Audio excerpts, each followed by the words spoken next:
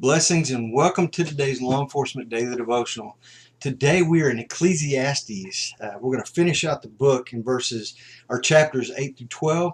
Then we're going to jump over to 1 Kings 11 and look at 3 verses and 2 Chronicles. And I'll just tell you right now that 1 Kings and 2 Chronicles are just short accounts of the death of Solomon.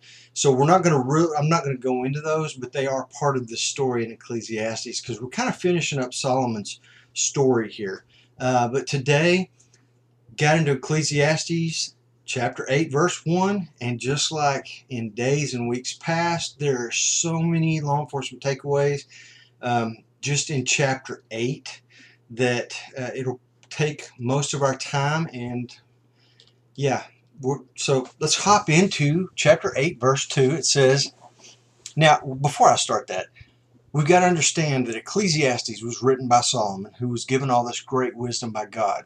Now, it is man wisdom. I mean, it is human wisdom.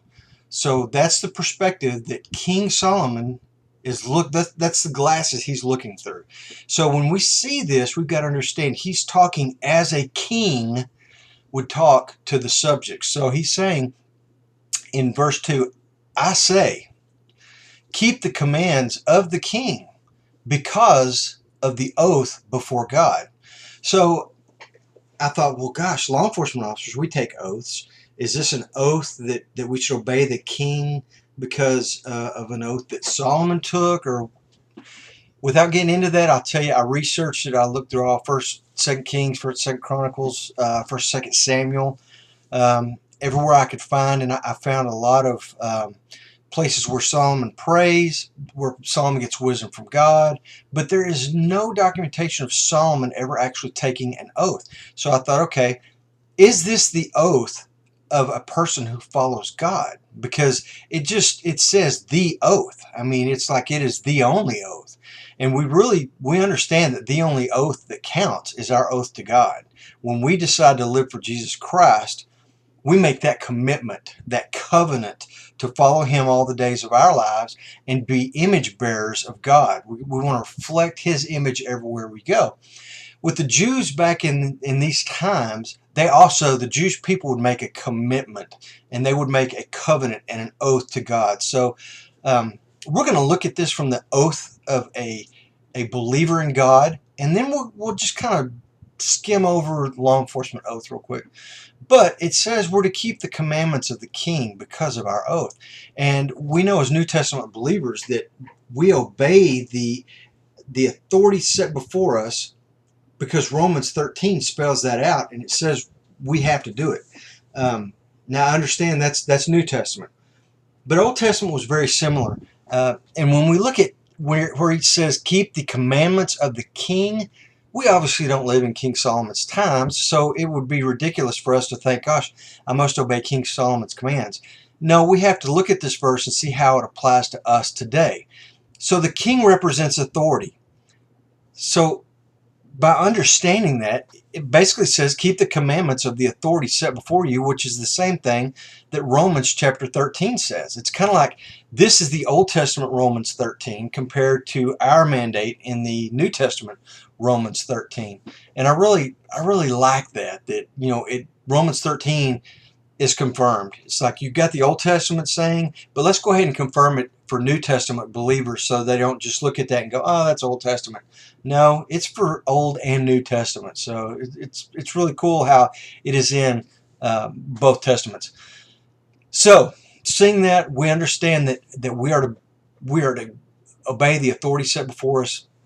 And I like the way Jesus confirmed this. We see where Jesus is at the wedding in Canaan where he performs his very first miracle.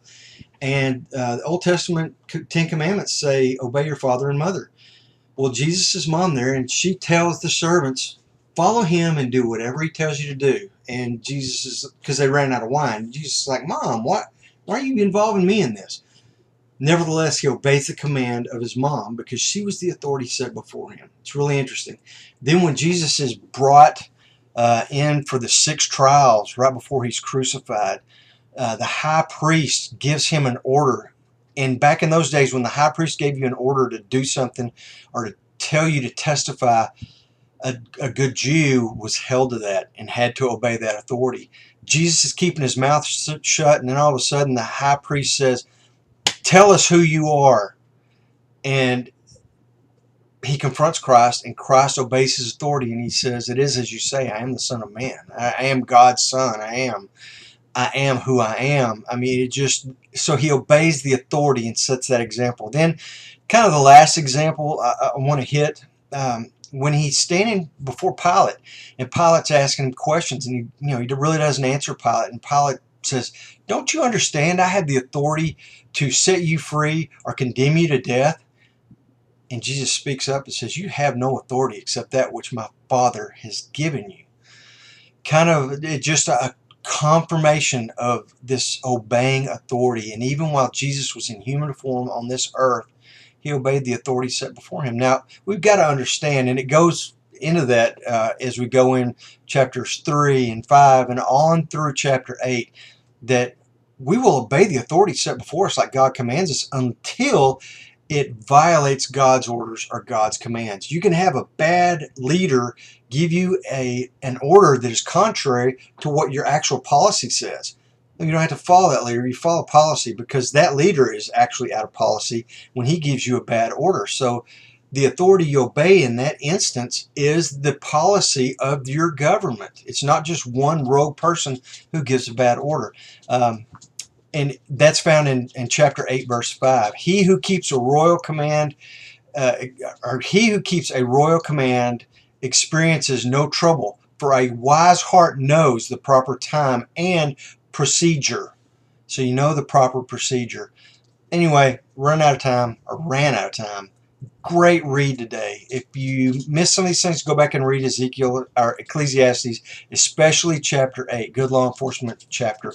Tomorrow's read, we are in 1 Kings, all of chapter 12. Then jump to 2 Chronicles and read in chapter 10. Read all chapter 10, then read chapter 11, 1 through 17. So see you back here tomorrow, and let's discuss this again.